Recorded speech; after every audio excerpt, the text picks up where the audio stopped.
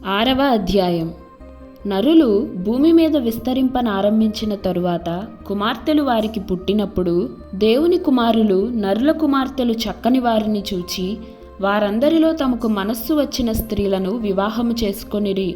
అప్పుడు యెహోవా, నా ఆత్మ నరులతో ఎల్లప్పుడూ వాదించదు, వారు తమ అక్రమ విషయములో నరమాత్రులై ఉన్నారు.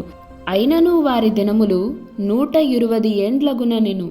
ఆ దినములలో నెఫీలులను వారు భూమి మీద నుండిరి, తరువాతను ఉండిరి. దేవుని కుమారులు నరుల కుమార్తెలతో పోయినప్పుడు వారికి పిల్లలను కనిరి. పూర్వకాలమందు పేరు పొందిన శూరులు వీరే. నరుల చెడుతనము భూమి మీద గొప్పదనియు వారి హృదయము యొక్క తలంపులలోని ఊహ అంతయు ఎల్లప్పుడూ కేవలము చెడ్డదనియు యెహోవా చూచి తాను భూమి మీద నరులను చేసినందుకు యెహోవా సంతాపమునొంది తన హృదయములో నొచ్చుకొనెను. అప్పుడు యెహోవా, నేను సృజించిన నరులను, నరులతో కూడా జంతువులను, పురుగులను, ఆకాశ పక్షాదులను భూమి మీద నుండకుండా తుడిచివేయుదును. ఏలయనగా నేను వారిని సృష్టించినందుకు సంతాపము నొందియున్నానెను. అయితే నోవహు యెహోవా దృష్టియందు కృప పొందినవాడాయెను. నోవహు వంశావళి ఇదే. నోవహు నీతిపరుడును తన తరములో నిందారహితుడునై ఉండెను. నోవహు దేవునితో కూడా నడిచినవాడు. షేము, హాము, యాపేతను 3 కుమారులను నోవహు కనెను.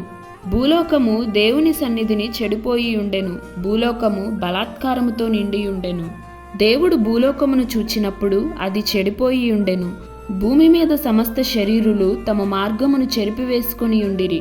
దేవుడు నోవహుతో, సమస్త శరీరుల మూలముగా భూమి బలాత్కారముతో నిండి ఉన్నది గనుక నా సన్నిధిని వారి అంతము వచ్చి ఉన్నది. ఇదిగో వారిని భూమితో కూడా నాశనము చేయుదును. చితిసారకపు మ్రానుతో నీ కొరకు ఓడను చేసుకొనుము. అరలు పెట్టి ఆ ఓడను చేసి లోపటను వెలుపటను దానికి కీలు పూయవలెను. నీవు దాని చెయ్యవలసిన విధమిది. ఆ ఓడ 300 మూరల పొడుగును, 50 మూరల వెడల్పును, 30 మూరల ఎత్తును గలదై ఉండవలెను. ఆ ఓడకు కిటికీ చేసి పైనుండి 3 క్రిందికి దాని ముగించవలెను. ఓడ తలుపు దాని ప్రక్కన ఉంచవలెను. క్రింది అంతస్తు, 2వ అంతస్తు, 3వ అంతస్తు గలదిగా దాని చేయవలెను.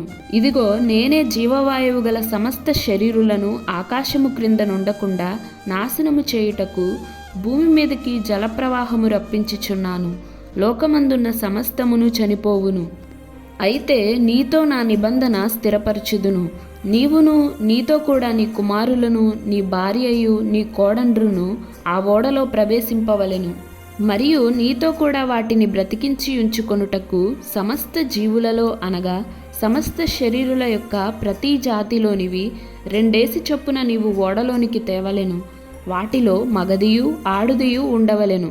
నీవు వాటిని బ్రతికించి ఉంచుకొనుటకై వాటి వాటి జాతుల ప్రకారము పక్షులలోను, వాటి వాటి జాతుల ప్రకారము జంతువులలోను, వాటి వాటి జాతుల ప్రకారము నేలను ప్రాకు వాటన్నిటిలోనూ ప్రతి జాతిలో 2 చొప్పున నీ యొద్దకు అవి వచ్చును.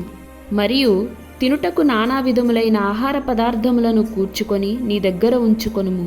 అవి నీకును వాటికిని ఆహారమగునని చెప్పెను. నోవహు అట్లు చేసెను. దేవుడు అతనికి ఆజ్ఞాపించిన ప్రకారము యావత్తూ చేసెను.